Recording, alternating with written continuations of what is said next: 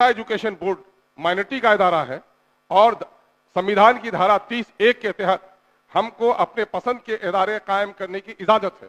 अगर हमारे भाषा को मिटा देना चाहते हैं तो हमारी गर्दनों को काट देने का फैसला अगर लोगों ने कर लिया है तो हम कमजोर हैं, कर सकते हैं। आप एडमिनिस्ट्रेटर को बहाल करने देना चाहते हैं तो हमारे बोर्ड का होगा क्या? मैं चाहता हूं अगर माइनॉरिटी के हित में काम करते हैं तो माइनॉरिटी के एमएलएज हैं, माइनॉरिटी की हमारी संस्थाएं हैं, हमारे एजुकेशनल एक्सपर्ट्स हैं, उसके साथ एक बहस कर लीजिए, समझा दीजिए। हम आपकी नीयत पर शक नहीं करते हैं।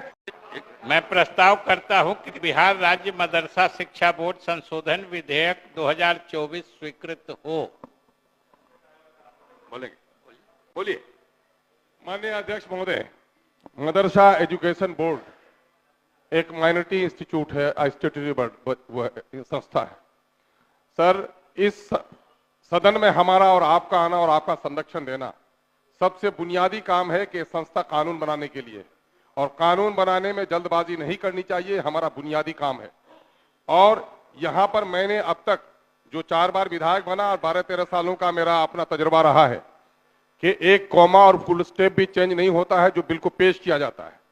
हाँ पक्ष और ना पक्ष यही दोनों शब्द दोहराए जाते हैं और नतीजा ये होता है कि जल्दबाजी में बनाए गए कानून में एक साल में 3-3 बार संशोधन आया है। इसलिए मैं आपसे निवेदन करूंगा महोदय कि आप नई परिपाटी को कायम कीजिए और इन मुद्दों पर खुलकर लोगों को बात करने का मौका दीजिए। मैं चूंकि माइनॉरिटी से आता हूं और मदरसा एजुकेशन बोर्ड माइनॉरिटी का इदारा है और संविधान की धारा 30(1) के तहत हमको अपने पसंद के इदारे कायम करने की इजाजत है। और ये सरकार जो सन 1981 का मदरसा एजुकेशन बोर्ड अधिनियम है उसके खिलाफ इस बिल को लेकर आई है। धारा 5 जो गठन की बात करता है, आप अगर इसको पुनर्गठित करना चाहते हैं तो आप उसमें तरमीम लेकर लाएं, लेकिन इसमें धारा 29 है। धारा 29 में आपने जो तब्दीली लाई है महोदय, ये बड़ा आपत्तिजनक है। आपत्तिजनक ये है कि आप बोर्ड को विघटित कर देते हैं।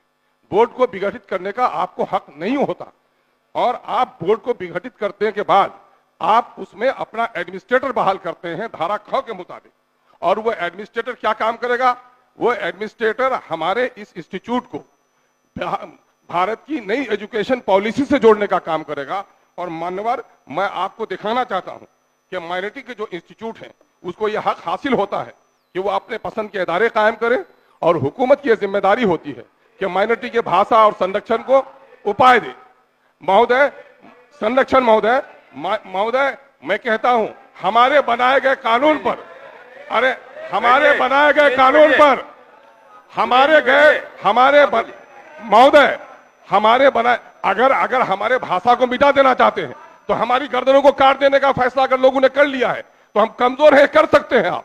लेकिन अगर न्याय स्थापित है, लोकतंत्र जिंदा है और लोकतंत्र के आप संरक्षण है तो हमारी बातों को सुननी चाहिए। मैं ये कह रहा हूं कि जो कुछ सर आप सुन रहे हैं सर, मैं आपका आभारी हूं सर, मैं आपका आभारी हूं सर। मैं आपको सर बताना चाह रहा हूं सर कि सुप्रीम कोर्ट के केस 2014 के case number 18 2014-18 Supreme Court case number 1 Paramavati education cultural trust versus Union of India के मामले में जो आया है 5 बेंच कॉन्स्टिट्यूशनल बेंच के जरिए से जो जजमेंट आया है सर, उस जजमेंट में ये कहा गया है कि साहब एनसीईटी की पॉलिसी RTE 2009 का मदरसा और माइनॉरिटी स्कूल में चाहे ग्रांट देते हो या ग्रांट नहीं देते हो, आप राइट टू एजुकेशन के तहत नई शिक्षा पॉलिसी को हमारे इदारे में कायम नहीं कर सकते हैं। हम जितना चाहेंगे, हम अपग्रेड करने के मुखालिफ नहीं है। एजुकेशन सिस्टम को अपग्रेड कीजिए। अब तक सरकारों ने कभी भी मदरसा एजुकेशन में साइंस के एजुकेशन के लिए न टीचर बहाल किए, न टीचरों की जगह बनाई, न आपने मकान दिया। आपको कुछ नहीं करना चाहते हैं, हम आपकी नीयत पर शक नहीं करते हैं, लेकिन पिछले दिनों में हमारी समस्याओं का समाधान नहीं किया है। इसलिए हमारे एजुकेशनल स्ट्रक्चर को आप बर्बाद करना चाहते हैं। चूंकि आर्टिकल 31 जो अक़लियतों को अपना तालीमी इदारा कायम करने का देता है, उसमें कंपल्सन नहीं है कि बिहार की नई एजुकेशन पॉलिसी हम पर आप कायम करें। आप एडमिनिस्ट्रेटर बहाल कर लेंगे, वो 5 रुपये कमेटी बनाएगा कि किस तरह से 2020 के जो एजुकेशन पॉलिसी को नाफिज किया जाएगा। उसमें एक उर्दू का जानकार रहेगा, बाकी कोई नहीं रहेगा। आप एडमिनिस्ट्रेटर को बहाल करने देना चाहते हैं तो हमारे बोर्ड का होगा क्या? मैं चाहता हूं कि आप धारा 5 में तब्दीली लाए उसके पुनर्गठन के लिए। आपने अपने उद्देश्य में भी कहा है कि हम 2020 की नई एजुकेशन पॉलिसी को लाना चाहते हैं, और आपने प्रस्तावना में भी कहा है कि पुनर्गठित और पुनर्संगठित हम करना चाहते हैं। हम इससे इनकार नहीं करते, लेकिन हम चाहते हैं कि धारा 19 में कोई तब्दीली नहीं लाए। अगर धारा 19 में तब्दीली लाएंगे तो सुप्रीम कोर्ट के फैसले के खिलाफ है, भारत के संविधान 30(1) के तहत खिलाफ है। इसलिए हम ये कहते हैं, आपसे हम जल्दबाजी नहीं करने के लिए कहते हैं, हम एक निवेदन करते हैं कि आप इसे परवर समिति में भेज दीजिए और कुछ दिनों के लिए समझने का मौका दीजिए। अगर माइनॉरिटी के हित में काम करते हैं तो माइनॉरिटी के एमएलएज हैं, माइनॉरिटी की हमारी संस्थाएं हैं, हमारे एजुकेशनल एक्सपर्ट्स हैं, उसके साथ एक बहस कर लीजिए, समझा दीजिए। हम आपकी नीयत पर शक नहीं करते हैं, लेकिन हमें समझने का मौका दीजिए।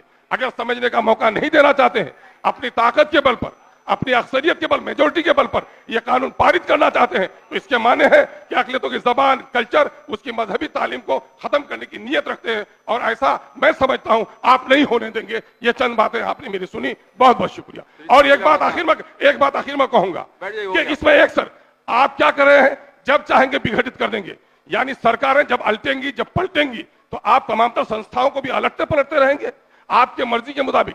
3 साल के लिए, 5 साल के लिए जहाँ चेयरमैन हो गया, रहने दीजिए। अलटते पलटने का असर संस्थाओं पर पड़ने मत दीजिए। बहुत बहुत धन्यवाद सर। श्री शकील अहमद खान।